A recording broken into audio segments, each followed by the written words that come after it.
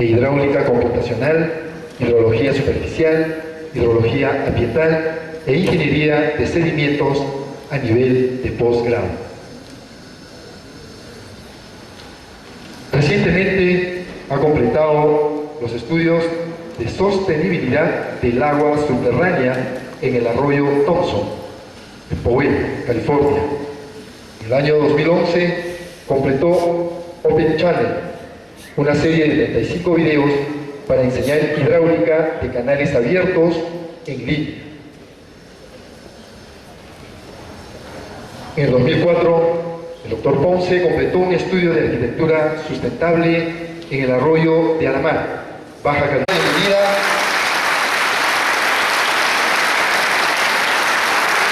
Tendrá a su cargo el tema Ingeniería Hidráulica en el siglo XXI.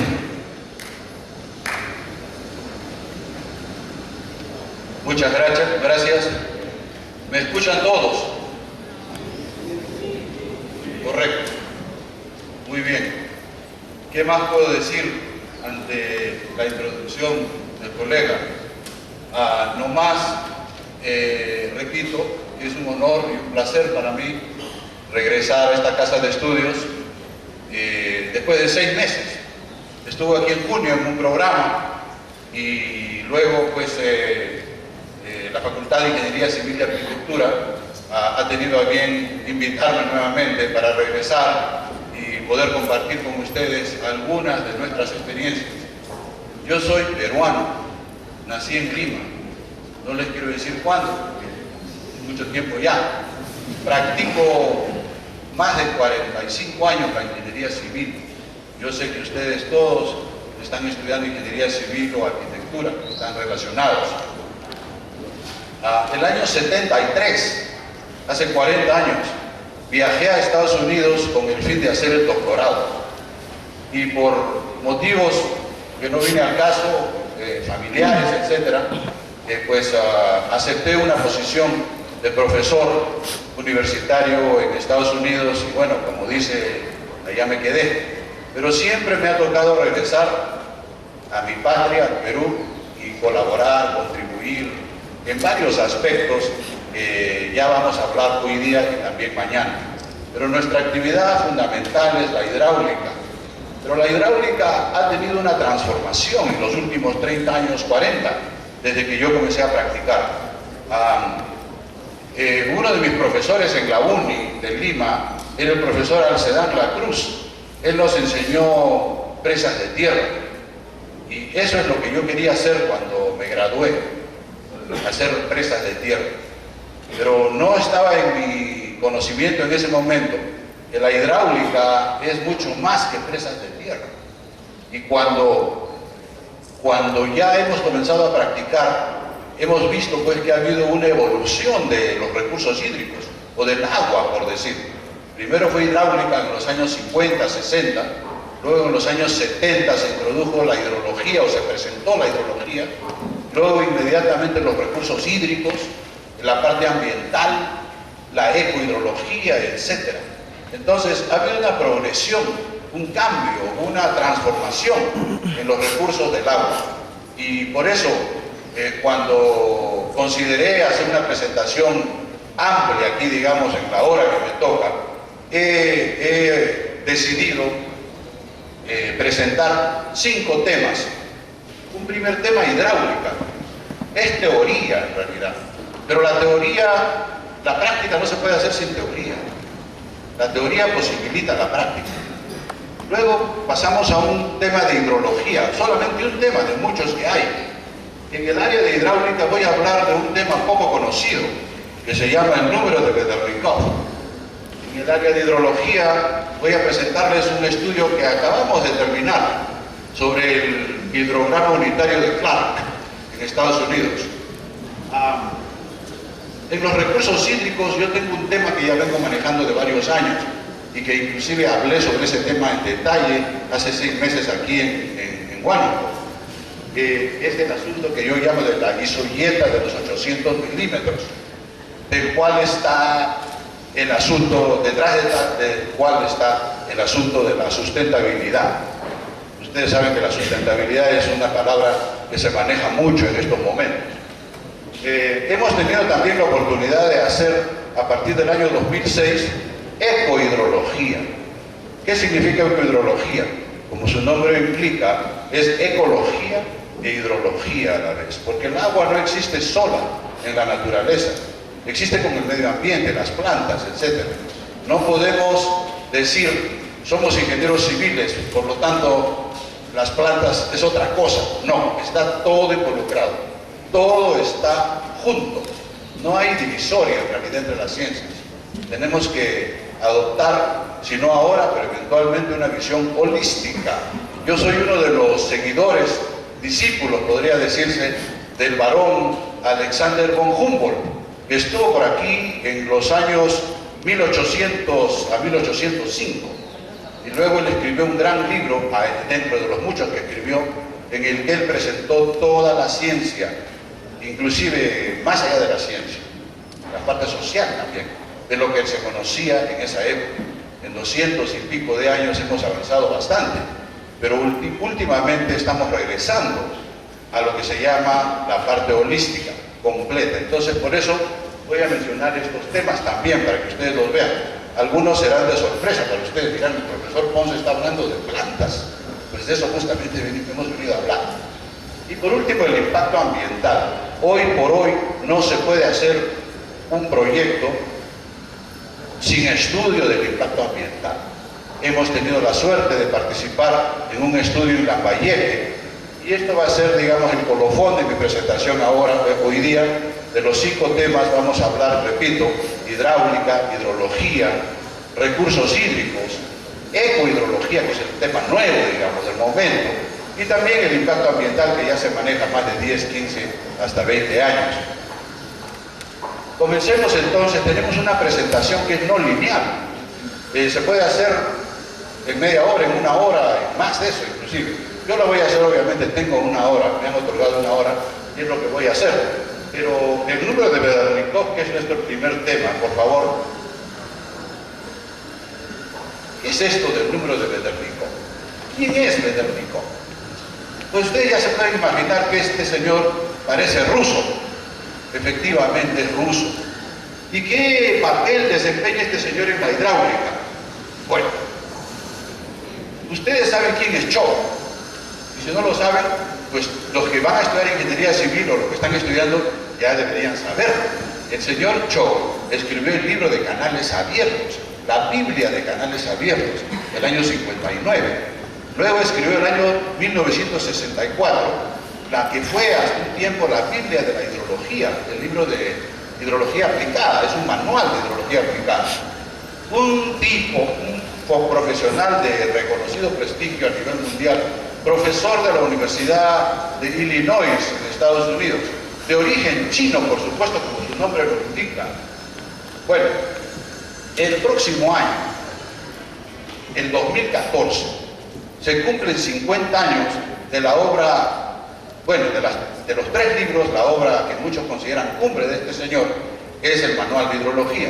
Y se va a hacer un conmemorativo en Portland, en la reunión que se llama EWRI, que es la Environmental and Water Resources Institute, del Instituto de Ambiental y Recursos Hídricos. Se ha planeado hacer un conmemorativo, una serie de conferencias, en el orden de 10 o 12 conferencias, sobre el tema de Cho. A mí se me ha comprometido para hacer un tema dentro de estos 12 temas, y yo he escogido el tema de Cho, Proust y Vedernikov. Porque el año 91 yo escribí un artículo en una revista en Estados Unidos, en los que comparé el número de Proust y el Vedernikov. Y lo puse transparente, digamos, porque hasta ese momento el Vedernikov no se reconocía. Bueno, no se conocía y no se reconocía. Ahora ustedes me dirán, pero ¿y eso lo inventó usted? No, señor. El Vedernikov está en Cho. Y el Cho es la Biblia. Todos los ingenieros hidráulicos tienen el libro de Cho en su gaveta o en su biblioteca. Pero, sin embargo, el capítulo 8 del libro de Cho, donde está el Vedernikov, no se lee. Y no se lee Por la sencilla razón que el señor Chao, cuando escribió su libro en el año 56, 57, porque lo publicó el 59, en esa época, ustedes están muy jóvenes para acordarse, que esa época se llamaba Guerra Fría, entre los Estados Unidos y Rusia, después de la Guerra Mundial. Y entonces los rusos no eran muy bien vistos en Estados Unidos. Y cuando este señor chino, que tenía, digamos, tenía experiencia con los rusos, etc., y quería mostrar la obra del ruso, decidió muy políticamente, yo estoy, como se dice en inglés, second guessing lo que hizo, o sea, imaginándome lo que pudo hacer, agarró los conceptos nuevos, los conceptos no todavía bien definidos o no desarrollados, y los puso en un capítulo 8 y le llamó consideraciones teóricas.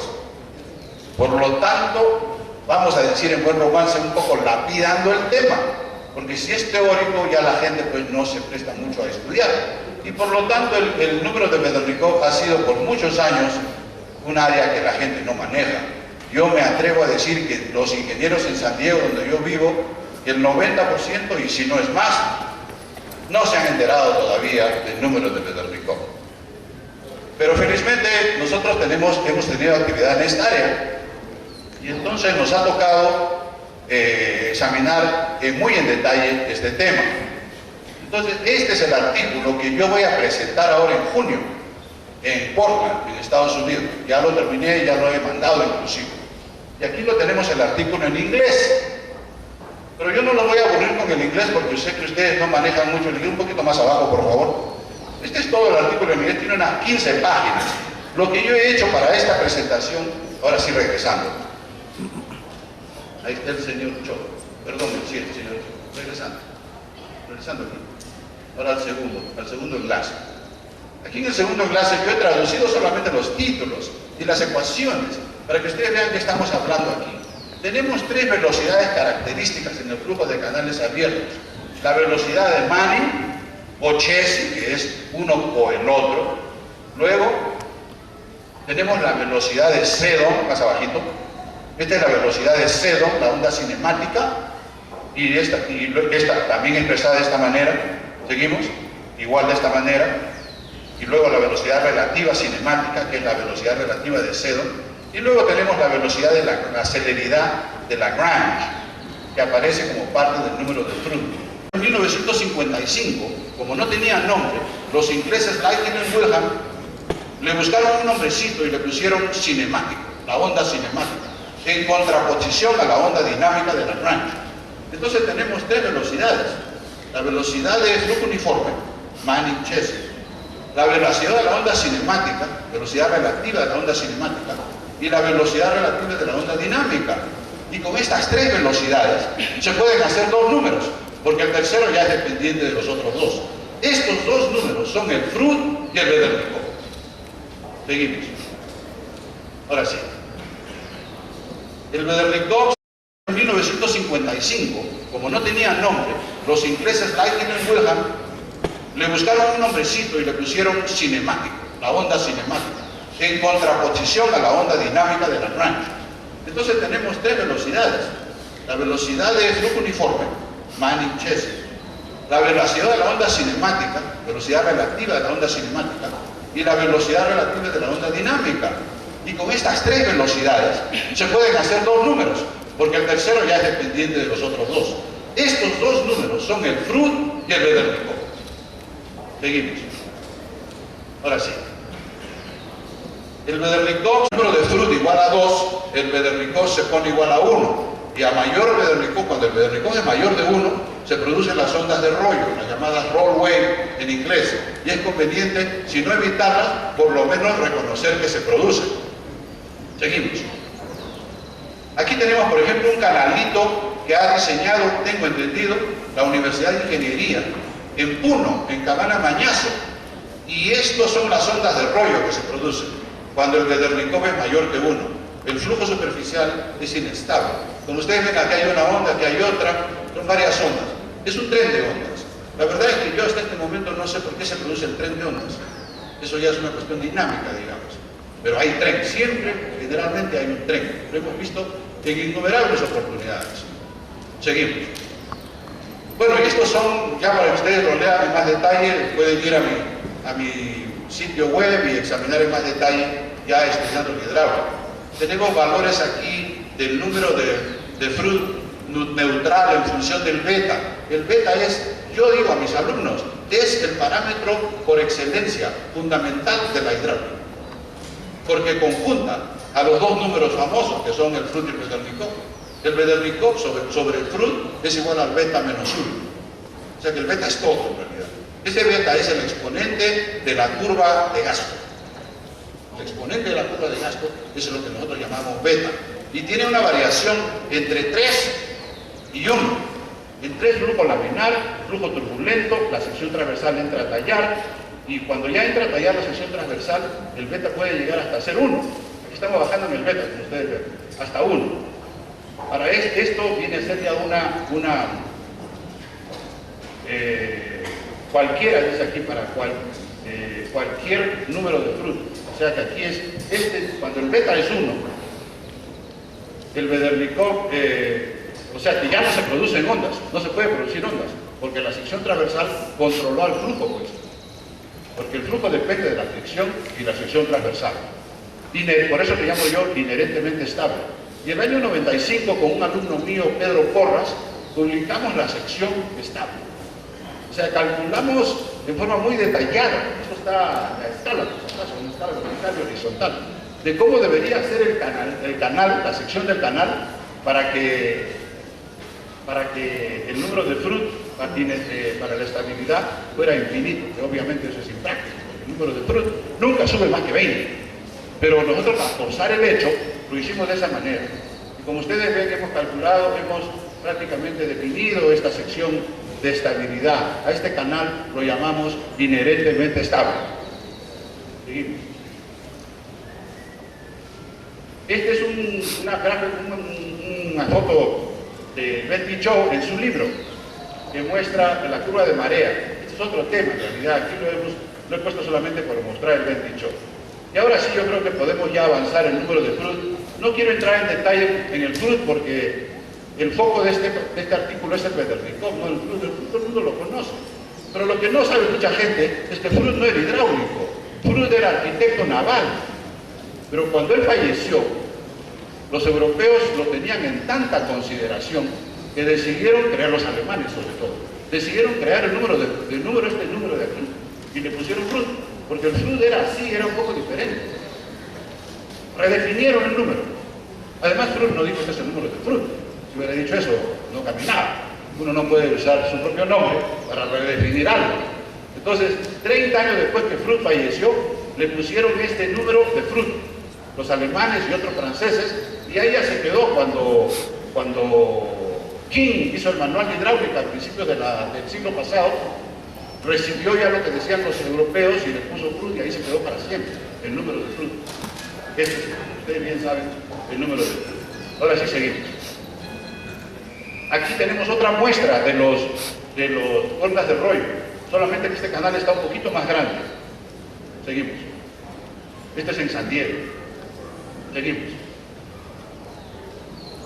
Seguimos. Ahora sí, ya esto creo que ya es mucho detalle. Seguimos. Esto está, digamos, ya preparado para presentarlo mejor. Seguimos.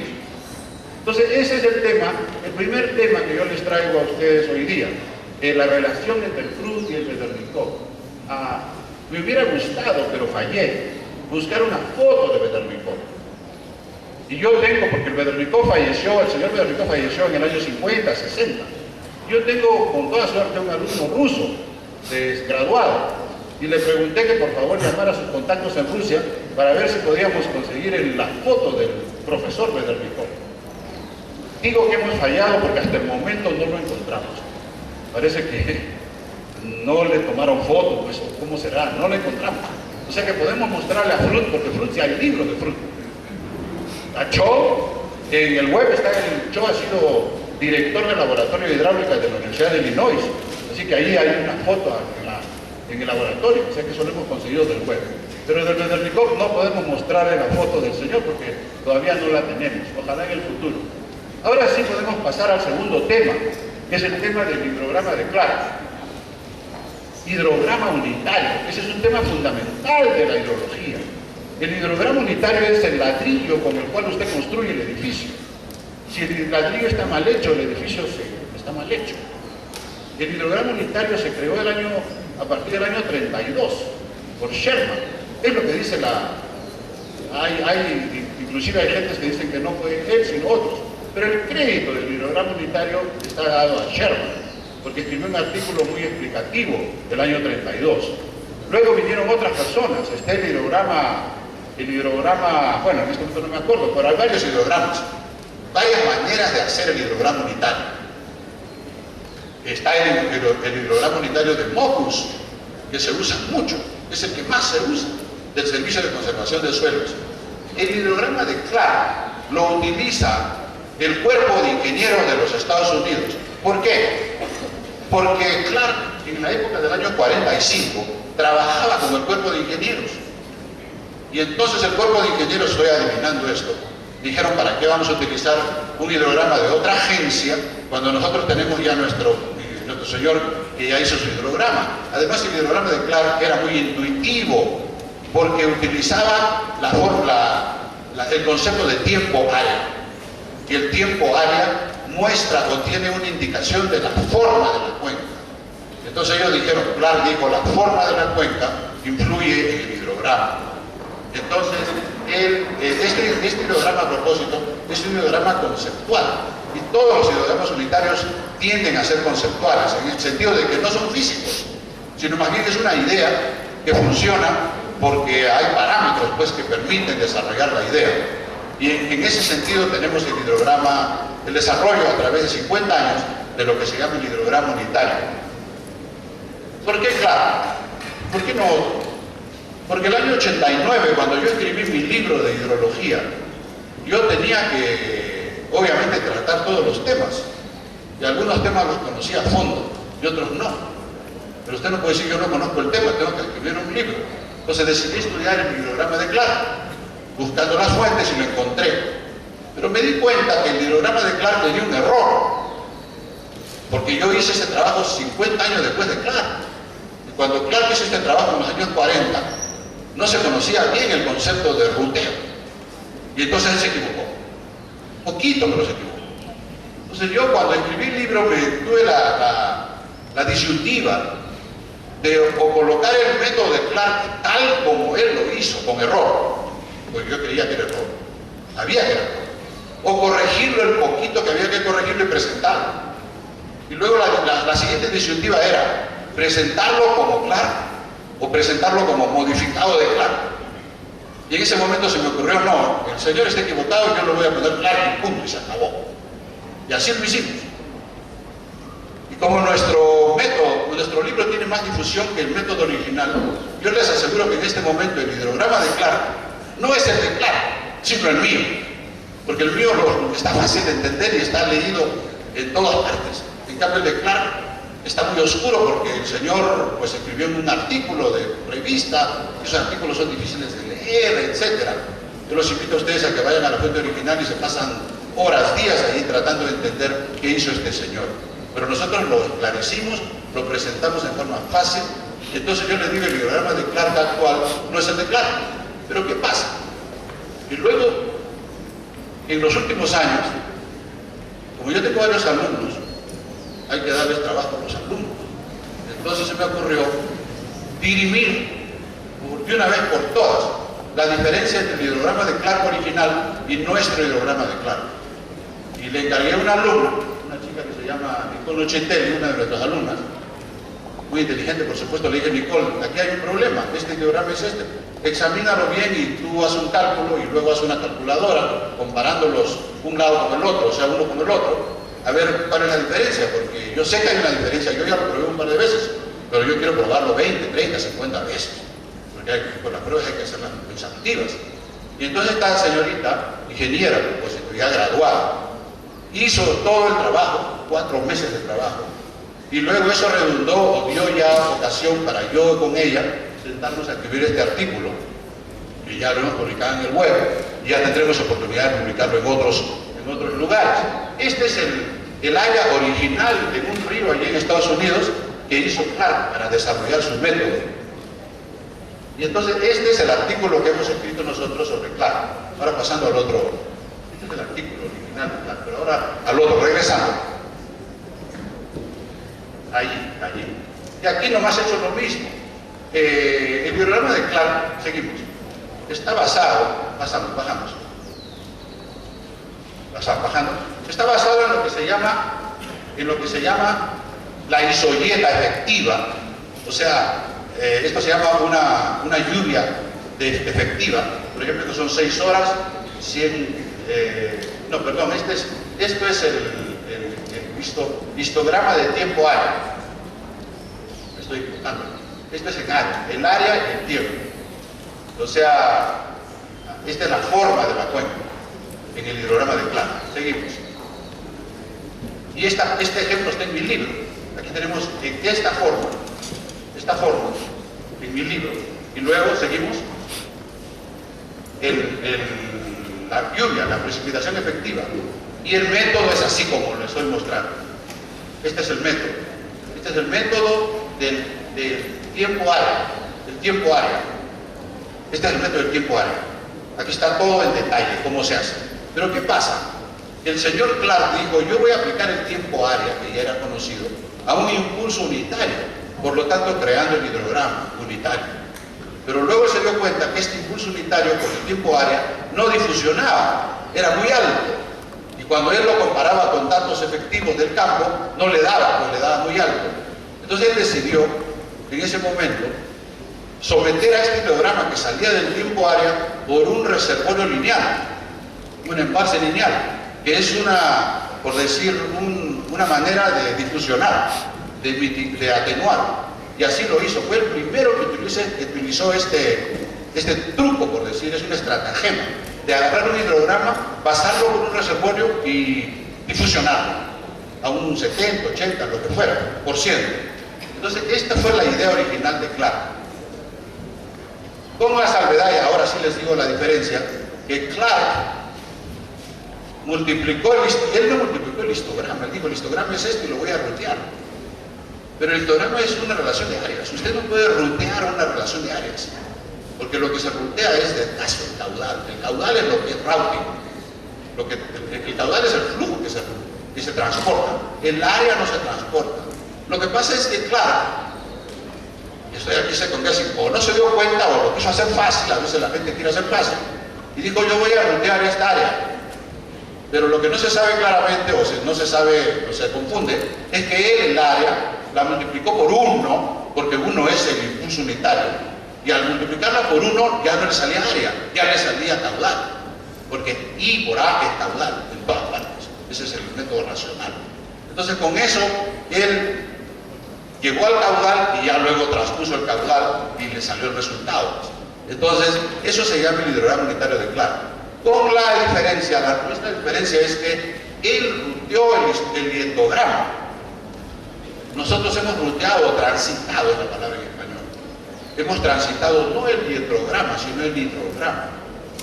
Entonces hay una pequeña diferencia entre el Clark original y nuestro Clark que aparece en mi libro de texto. Ahora sí, mostrando la diferencia ya gráficamente mostrando la diferencia. Esto es el Time Area Method, o sea, el método de tiempo aéreo original, sin ruteo a través del reservorio, y esto es ya con tránsito a través del reservorio. Como ustedes ven, el reservorio tiene la capacidad de difusionar o atenuar el hidrograma, como debe ser. Y la atenuación es en función del parámetro del embalse del reservorio, que es el parámetro que llamamos K. Cuando el K es menor, la difusión es mayor. Es conceptual, como ustedes ven. Seguimos. Aquí está el famoso curva o cuenca de Clark y las fórmulas del tránsito a través del reservorio. Seguimos. Y luego todo el cálculo que hemos hecho con tablas bien específicas, exactamente cómo se hace todo esto, la comparación de los dos, y finalmente llegamos a la comparación del Clark original y el Clark modificado. Una pequeña diferencia, no es mucha la diferencia, pero vale la pena mencionar. En realidad, como se dice, así un poco hemos salido del closet, por decir, después de muchos años, hemos llegado a decir, o estamos llegando a decir, estos dos planos no son iguales, que hay pequeña diferencia. Muchos van a decir, no vale la pena ni mencionar, porque la diferencia es 5%. Pero la cuestión está si usted va a hacer lo que debe hacerlo bien, o si lo debe hacer porque lo hicieron otros y lo hicieron mal. Y a mí personalmente he tenido la suerte de estar en Colorado State University en la época del 70, donde prácticamente se hacía tránsito todos los días. Por más de 5 años hicimos tránsito, éramos expertos en tránsito. Ahora que ya después hemos entrado a otras áreas, pero el tránsito es lo más elaborado, lo más, digamos, lo más, dentro de la hidráulica de canales abiertos, el tránsito de flujo de avenida es lo más complicado que hay. Se puede hacer hidrológicamente, hidráulicamente, etc. Pero obviamente es lo complicado, es lo más complicado. Es más, nosotros no enseñamos el tránsito hidráulico en el antegrado, lo enseñamos solamente en el posgrado. Ahora sí, eso es, regresando ahora sí al tercer tema, espero que estamos más o menos, voy a apurar un poco más. Tercer tema, regresando. Los recursos hídricos. Este es un tema, esto sí lo he traducido. Los recursos hídricos, la isoyeta de 800 milímetros, salud y esperanza. Este es un tema relativamente nuevo, que me ha tocado trabajar por los últimos 3 o 4 años, y que ahora lo hemos publicado solamente en línea. No tenemos artículos en revistas especializadas sobre este tema, porque yo estoy con Jimmy Wales. ¿Ustedes saben quién es Jimmy Wales? Patricia, ¿quién es Jimmy Wales? Jimmy Wales es el inventor de Wikipedia. Ese señor solito se trajo abajo la enciclopedia británica, que tenía como 200 años. Es la fuerza del Internet. Entonces, tenemos aquí con el Internet, se pueden hacer maravillas. Hemos ya publicado esto en el Internet. ¿Qué pasa?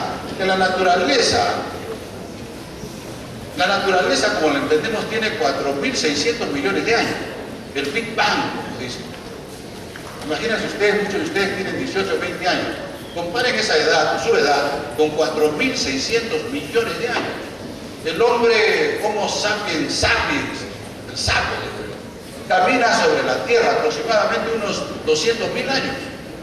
No queremos entrar en disquisiciones religiosas, pero eso es lo que dicen los científicos, ¿no? 200.000 años. Hace 4 millones de años bajó el Australopithecus anamensis, que fueron los primeros hombres erectos, 4 millones de años.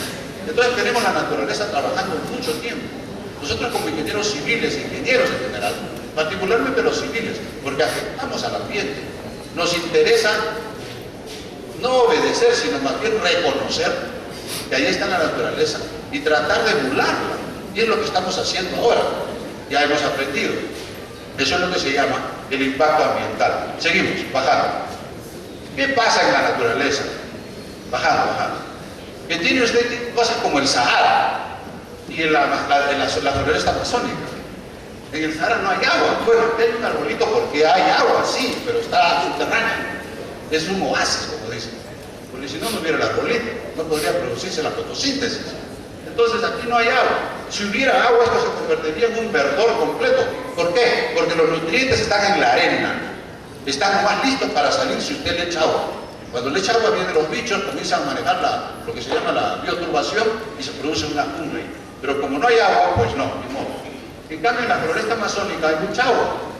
La precipitación aquí es casi nula y aquí tiene 3.200 metros, 3.200 milímetros es la precipitación en el centro del Amazonas. Y entonces hay mucha agua. Pero ¿qué pasa? Esto ha sido de mucho tiempo. Estas son geologías muy antiguas. Por lo tanto, hay lavado, ha habido lixiviación. O sea que yo digo, en suma, que aquí hay mucho nutriente escondido debajo de la arena, pero no hay agua. Aquí hay mucho agua, pero hay poco nutriente, porque el nutriente ya se lavó. Y prueba de eso es que en el Amazonas no se puede hacer agricultura intensiva. Se hace agricultura, los brasileños lo están haciendo, bueno, etc. Pero no tiene comparación a otras situaciones ecológicas, otros pisos ecológicos donde hay mucho más nutrientes. Entonces, llega uno a la conclusión, sin ser muy ingenio, de que en el centro debería haber un óptimo donde hay suficiente agua y también hay suficientes nutrientes. Entonces nos hemos abocado a investigar qué valor es ese, porque ya les estoy diciendo que es cero, cerca cero. Y esto es, en Lima llueve 50 milímetros, menos de 50 milímetros. Aquí llueve 3.200 milímetros. Entre 50 y 3.200 hay una gran diferencia. Entonces nos hemos abocado a encontrar cuál es lo que se llama precipitación media terrestre global, que es el centro del espectro. Y la hemos encontrado con el apoyo de unos rusos, que el año 78 hicieron un trabajo que se llama The World Water Balance, que quiere decir el balance hídrico de la Tierra.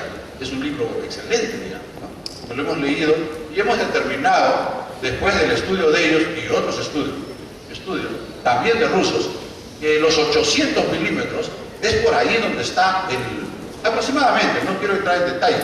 Nosotros usamos 800 porque es un número cabalístico, es el cubo de 2 por 2 por 2, y entonces así lo hemos hecho, 2 por 2 y va multiplicándose y llegamos, por eso decimos que la isohieta de 800 milímetros es el centro del espectro climático, donde va a haber suficiente agua y también va a haber suficientes nutrientes. Porque usted puede traer el agua y también puede traer los nutrientes, a propósito se llama fertilización. Pero si los nutrientes se aplican mal, puede ir al río, se lava, se lixicia, y luego el río se contamina. Eso ha pasado mucho en Estados Unidos, porque le aplican muchos nutrientes. Entonces es un problema que hay que ya manejarlo a nivel parcela. Seguimos. Aquí tenemos, por ejemplo, un ejemplo de huerto en Arizona, en lo que es un arenal, pero se hizo una irrigación y es muy productiva. Muy productiva, o sea que se puede hacer la irrigación. Y aquí tenemos la selva amazónica donde no entró nadie, pues ahí hay gente que no sé, no creo, ¿verdad? Tal vez algunos, digamos, tribus, pero están escondidas y ustedes saben muy bien que pues ahí, por ahí no va la llamada civilización. Está, digamos, un poco, no quiero decir atrasado, pero están en forma incipiente. Entonces, hay una disyuntiva, que aquí hay progreso y aquí no hay, en el sentido que lo entendemos. Lo que pasa es que aquí el problema es el siguiente, que todavía no es examinado bien, que cuando se aplica agua a desierto, se produce mucho, pero también se produce mucho desagüe, digamos, desecho salino, porque la sal está allí en el paquete, y usted saca el magnesio y el magnesio y potasio. El magnesio y potasio lo utiliza toda la naturaleza, pero el sodio y el calcio la mitad no más. Y la otra mitad, bueno, estoy hablando a rasgos generales, y la otra mitad se bota. Hay que botarlo, hay que sacarlo, hay que llevarlo al mar, porque si no lo lleva al mar, usted eventualmente se acogota, se echa todo a perder. Esto está totalmente demostrado. Eso es lo que se llama irrigación y drenaje agrícola. Hay que drenar el terreno, porque si no lo drenas, eventualmente se acogota, pues se saliniza. Lo interesante del caso es que la salinización es lenta. Y hay mucho tiempo para olvidarse de ella o para no mirarla.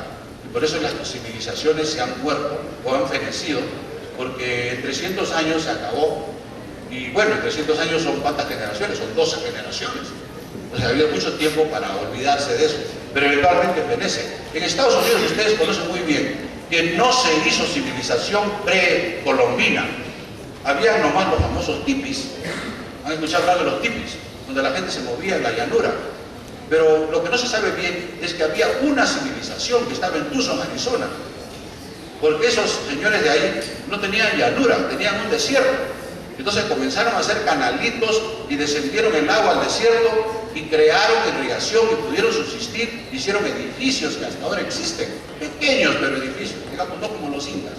Tuvieron una pequeña civilización y eso ya no era tribu ya. Sin embargo, 200, 300 años después se acabaron.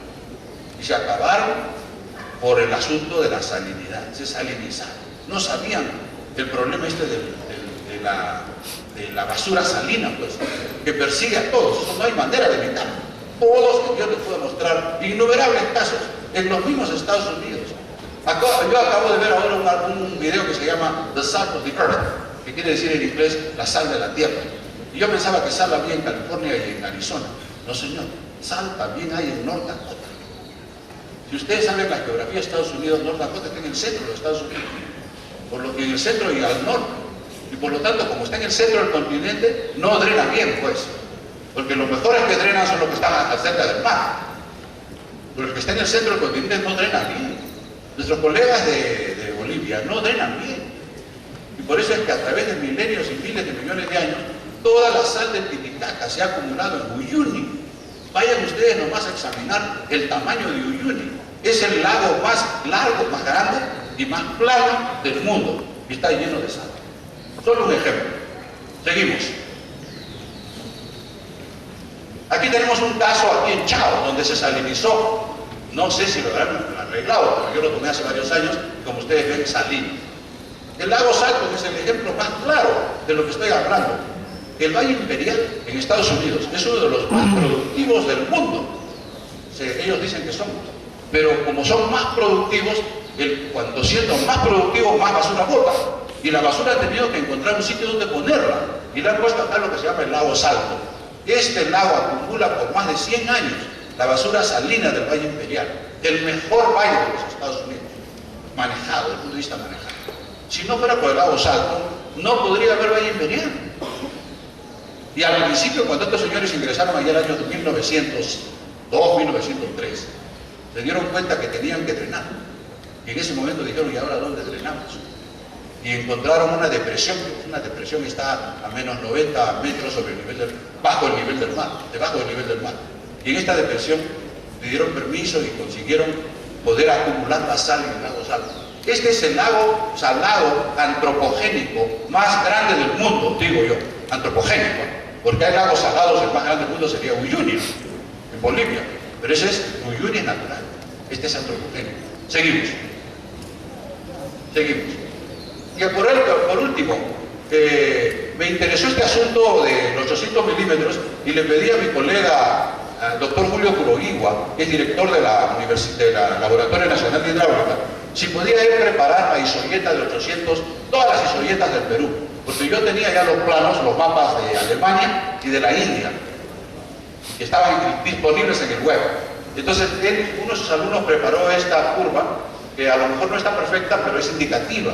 Y como ustedes ven aquí, la isolleta 800 comienza aquí en Cajamarca, Amazonas, va por el centro, pasa por Huánuco, aquí está Huánuco, y luego llega por aquí, creo que es esta, y pasa cerca a Puno, y por todo Cusco, miren ustedes.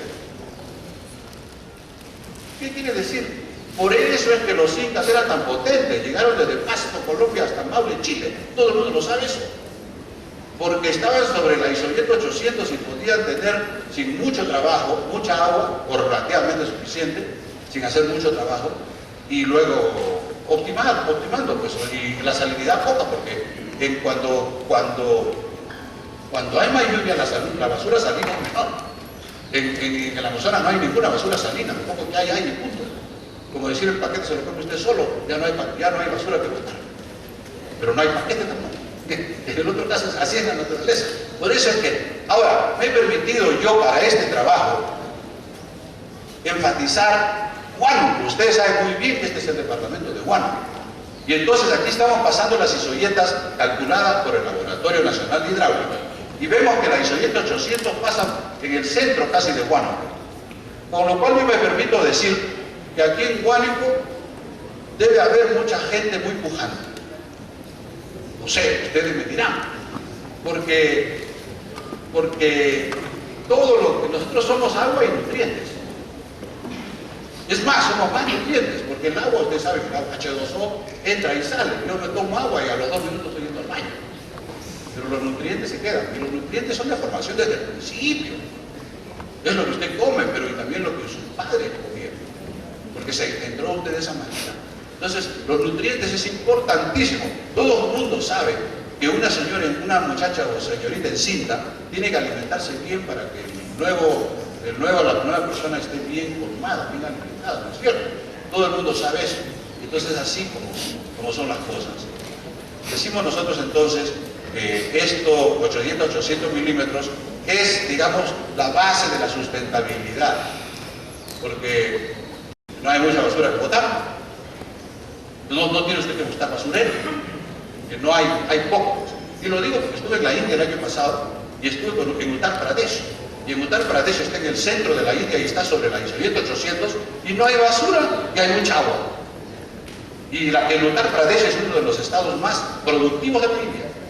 Y encima, porque como tiene mucha llanura, porque eso viene del Himalaya, y el Himalaya por tiempos inmemoriales ha botado mucho sedimento, pues esas llanuras no tienen fin, son inmensas, y es por eso el potencial agrícola y también industrial, y por qué no decirlo, el potencial de genios en la India. En la India hay un montón de genios, y no solamente por cantidad, sino por calidad. Ustedes saben que hay muchos indios, pero en la calidad viene la cantidad.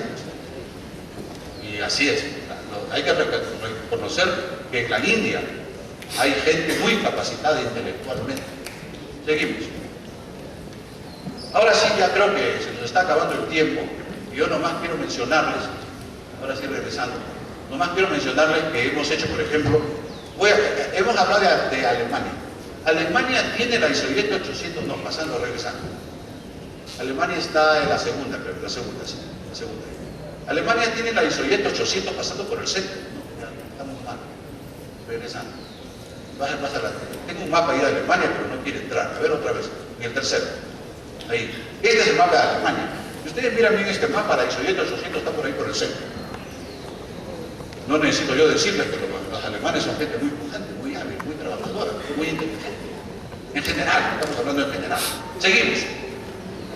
Los hindús, lo mismo. Tenemos otro mapa de los hindús también. Argentina, vamos siguiendo aquí al siguiente. Esto es la India. La ISO 800 es el amarillo. Y el amarillo, como ustedes ven, desde Madrás hasta Uttar Pradesh. Uttar Pradesh está por aquí. Está todo centralizado. Seguimos.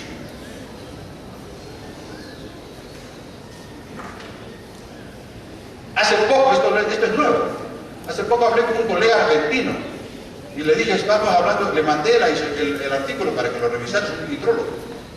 Y me dijo, Ponce me dijo, yo creo que estás en lo cierto, porque las papas argentinas son muy productivas. Entonces me aboqué a buscar la isoyeta de las papas argentinas y encontré este planito, 800 está por aquí, a ver, buscando a la derecha, y las pampas están aquí en verde, o sea, las pampas están más o menos en esta zona. Si usted pone los dos juntos, las pampas están más o menos en la isoyeta 500, 800 también.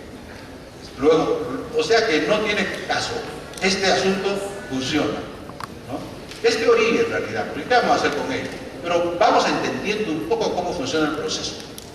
Vamos entendiendo, ese es el asunto, el entendimiento es lo que se necesita. Seguimos. Ahora sí, ya esto ya es lo igual, eso ya lo hemos visto ya. Ahora seguimos al cuarto tema. Ecohidrología, presentando ahí sí. Hemos tenido la suerte de trabajar en varios proyectos de ecohidrología en los últimos 8 años. ¿Y qué cosa es ecohidrología? La ecohidrología la inventó Mainzer en el año 1928. Escribió un artículo que se llamó El efecto de las plantas en el agua subterránea. Relacionó la hidrología, que es el agua subterránea, con las plantas que existían. Él decía en su artículo que mirando una planta y viendo qué tipo de planta era, él podía determinar a qué profundidad estaba la napa freática. Fíjese qué interesante. Fue ahí donde se me abrieron los ojos, porque dije, un momento, señor, yo soy ingeniero civil, se supone que yo no sé nada de plantas. ¿Cómo este señor no está hablando de plantas? Tendría que yo comenzar a matricularme para aprender plantas. Bueno, esa es, digamos, una manera de verlo. Lo fundamental es que hemos continuado, aprendido, y en este caso, por ejemplo, el caso de este proyecto que hemos hecho, hemos investigado 2 plantas, 2 árboles. Seguimos más abajo. Uno de ellos se llama el Red Shank, que no tengo la traducción en español. Red Shank se llama porque tiene como unos tubos rojos. Seguimos. Y entonces hemos determinado que el Red Shank, aquí más abajito, aquí está la hidrología, esta es la cuenca que hemos estudiado, que drena en la frontera Estados Unidos con México. Pues este es México y este es Estados Unidos, no sabemos está México. Y esto drena, y este es el estudio que hemos hecho en esta cuenca. Aquí está la cuenca. Y en este estudio hemos estudiado el Red Shank, por favor, más abajo. Hemos estudiado la hidrogeología, luego la geología, todo, la hidrosísmica, perdón, la geosísmica, aquí está la geosísmica, relacionando todo eso. Seguimos. Hemos buscado, por ejemplo, las partes, la geohidrología. Aquí tienen ustedes un dique, el más grande que yo vi. Este dique tiene como 2 metros de ancho y como 400 metros de largo. Ustedes saben que es un dique geológico, es una protuberancia de diferente material. O sea, el contexto no es de este material, este es un dique. que puede tener una edad de unos 100 a 150 millones de años. Esto lo hemos consultado con los geólogos que saben el tema del tiempo geológico. Seguimos ya. Lo que les quiero mencionar es que este famoso Red Shank lo identificamos allá. ¿Seguimos?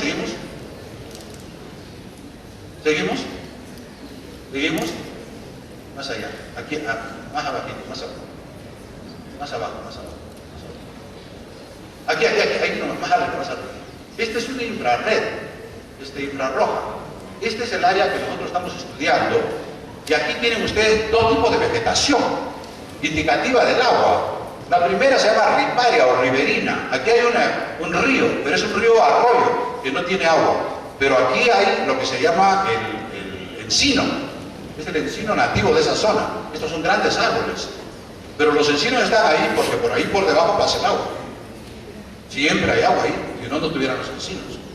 Pero aquí hay una selva mucho mayor. Como ustedes ven, es una selva. Este es lo que se llama en inglés un lineamiento. ¿Y por qué esta selva es así? ¿Y por qué está allí? Porque aquí hay una falla, y por la falla sale todo el agua. Y entonces el agua alimenta esta selva. Y entonces esta selva es el Red Shank. Y curiosamente aquí en esta selva, el Red Shank es un chaparral que debería tener 3 metros. En esta selva tiene hasta 7 metros. O sea que es como un gigante. Es gigante solamente porque tiene una permanencia de agua total a través de esta ranura que hay aquí. Entonces hemos documentado que aquí hay una ranura. Decimos que hay una falla y que por ahí se sale el agua, porque hay selva. Si no, no hubiera selva, este es un desierto. Aquí no llueve. Entonces, si no llueve, ¿cómo hay árboles? Y esto tiene un ancho de unos 60, 80 metros, esta selva, y una longitud de unos 3 a 4.000 metros, se va hasta México. Entonces, esto es un ejemplo de lo que nosotros llamamos ecohidrología. Seguimos. Aquí, adelante, más arriba. Aquí tenemos otro ejemplo de ecohidrología. Esto no es ripario, sin embargo aquí hay un tremendo árbol. ¿Por qué? Porque aquí baja el dique que les he mostrado. El dique, aguas abajo del dique está al final. Y entonces aquí aflora el agua. Y si paramos un botón, ahí ustedes ven eso que está aquí es agua.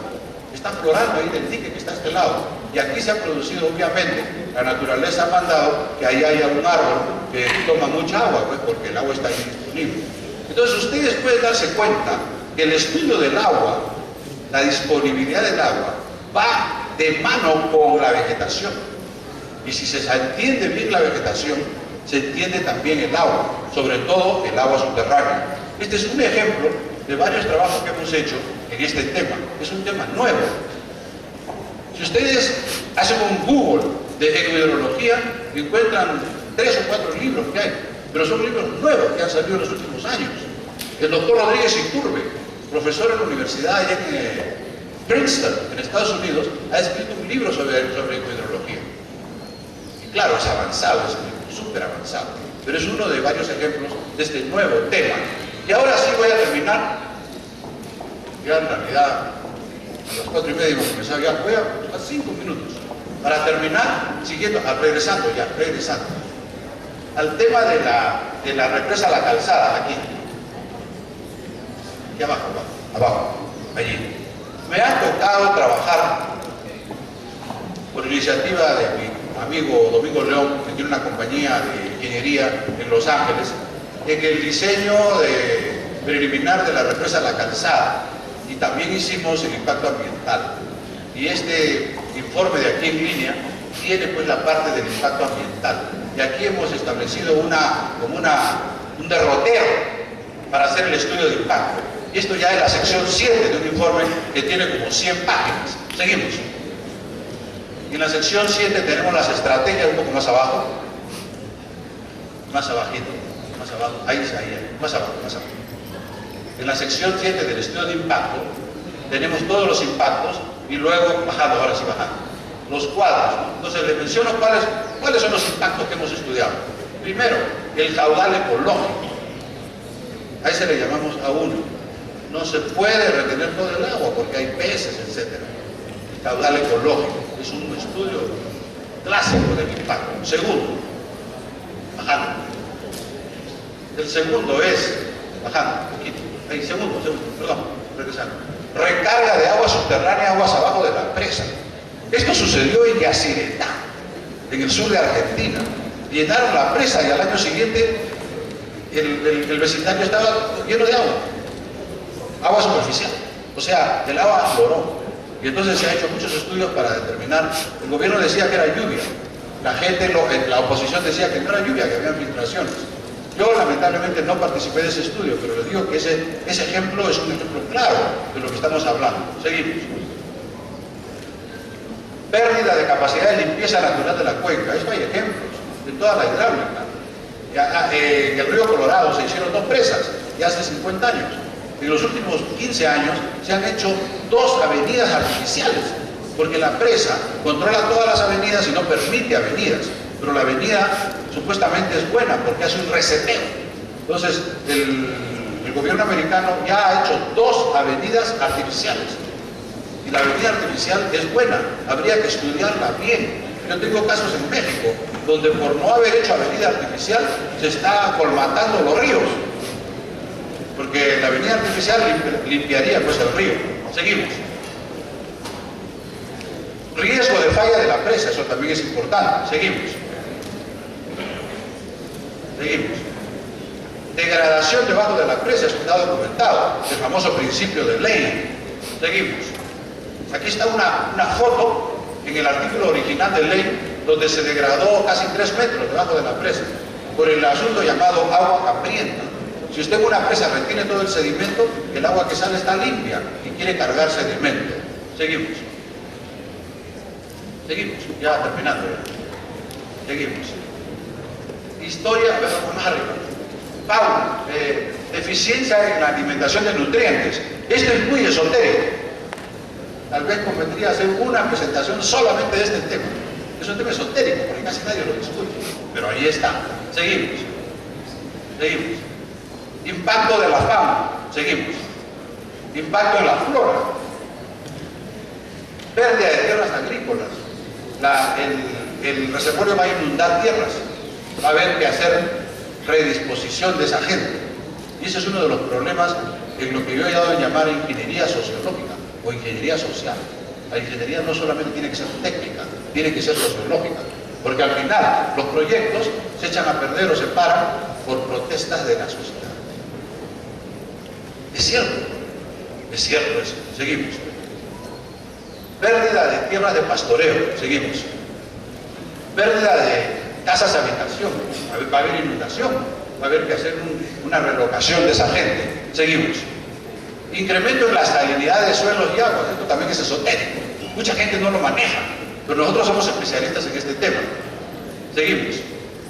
Aquí tenemos un ejemplo de lo que está pasando en el caso del famoso, bajando un poquito, estoy olvidando el nombre, el lago Tulare. El lago Tulare en el Valle Central de California, en el sur, tiene 3 de estos grandes acumuladores de sales. Y ahora están proponiendo hacer un cuarto. Levanta 10 años un acumulador. O sea que en 100 años tendrán 10 acumuladores. Y ahí se llenan de sal. Seguimos. Pérdida de recursos fósiles. Eso también es un punto esotérico. Pero si inunda la presa, pues todos los fósiles que había dado la presa se han hecho a perder. Habría que enviar un equipo de gente, antropólogos, perdón, ¿cómo se dice? Bueno, gente que se dedica al estudio de los fósiles. Seguimos. Ahí hay historia natural. Pérdida de la vista escénica. Eso también es esotérico. Ahora se está viendo mucho en Estados Unidos eso. Una cosa es río y otra cosa es lago. Seguimos. Incremento del nivel de ruido, eso también es un poco, digamos, durante la construcción, obviamente va a haber ruido. Entonces con eso, doy por terminada mi presentación, disculpen un poco, hemos pasado unos 10 minutos, y sí, más o menos. Y yo los invito a que ustedes me visiten en mi página, ponce.sdsuedu, y examinen algunos de los temas o otros temas de sus ratos libres. Y mañana vamos a tener oportunidad de presentarles a ustedes, ya no tanto la parte hidráulica, sino más bien la parte operativa, cómo operamos nosotros a nivel del Internet. Muchas gracias.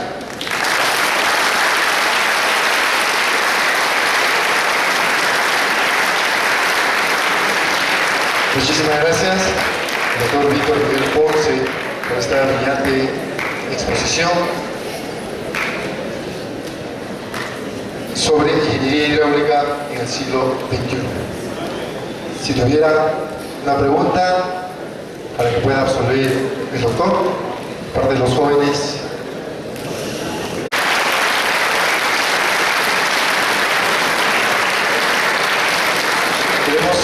Queremos invitar al ingeniero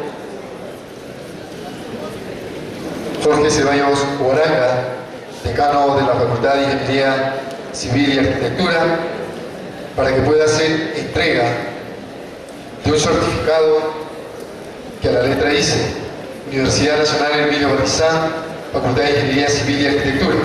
Certificado. Se otorga el presente certificado al doctor Víctor Miguel Ponce Campos, en calidad de ponente, por haber participado en las conferencias internacionales de Ingeniería Civil y Arquitectura 2013, organizado por la Facultad de Ingeniería Civil y Arquitectura de nuestra universidad, realizadas los días 5, 6 y 7 de diciembre de 2013, con una duración de 30 horas lectivas. Firma el presente certificado el ingeniero Jorge Ceballos Huaranga, en su calidad de decano, Magíster Erasmo Fernández Sixto, comisión organizadora, arquitecto Lucio Torres Romero, comisión organizadora. Vamos a pedir al ingeniero, por favor, que haga entrega del presente certificado. Antes de hacer entrega de este certificado, debemos felicitar al doctor Víctor Ponce, porque también es nuestro docente honorario. Y para eso tenemos un fuerte aplauso, porque el semestre siguiente,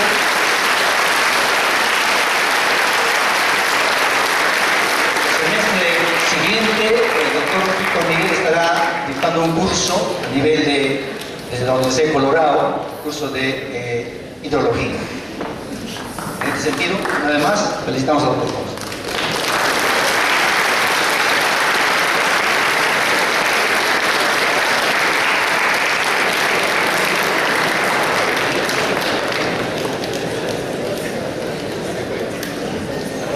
Muy bien, muchísimas gracias.